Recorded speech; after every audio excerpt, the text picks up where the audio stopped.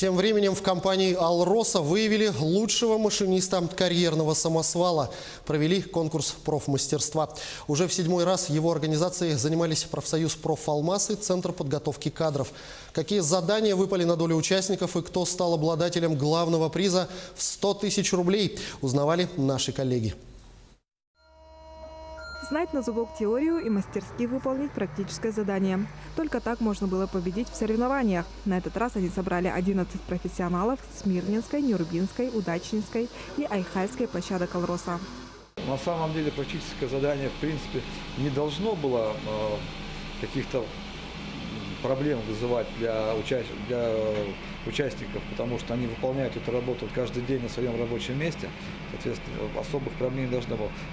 Практическую часть участники выполняли на тренажере-симуляторе.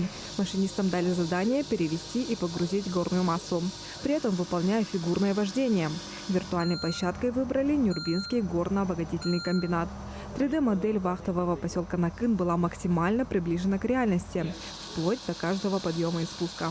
Разница, во-первых, в реальном ты габариты чувствуешь.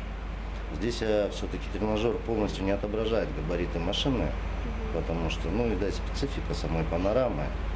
То есть габариты – это основное, так сказать, чтобы не произошло ДТП, да, чтобы не въехать куда-то. А так вот в плане визуально органов управления все очень реалистично и приближено к реальности. В этот раз в конкурсе победил машинист автобазы Мирнинского комбината Григорий Высоцкий. Он показал лучший результат на обоих этапах. Сдал теорию всего за 4 минуты, а с практической частью справился с наименьшим количеством ошибок. На состоявшейся не так давно конференции профсоюза «Профалмаз» единогласно делегаты поддержали идею о том, что такие мероприятия, как конкурсы профмастерства по рабочим профессиям, необходимо продолжать.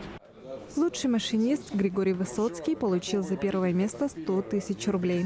Второй результат показал работник Айхальского комбината Сергей Лебедев.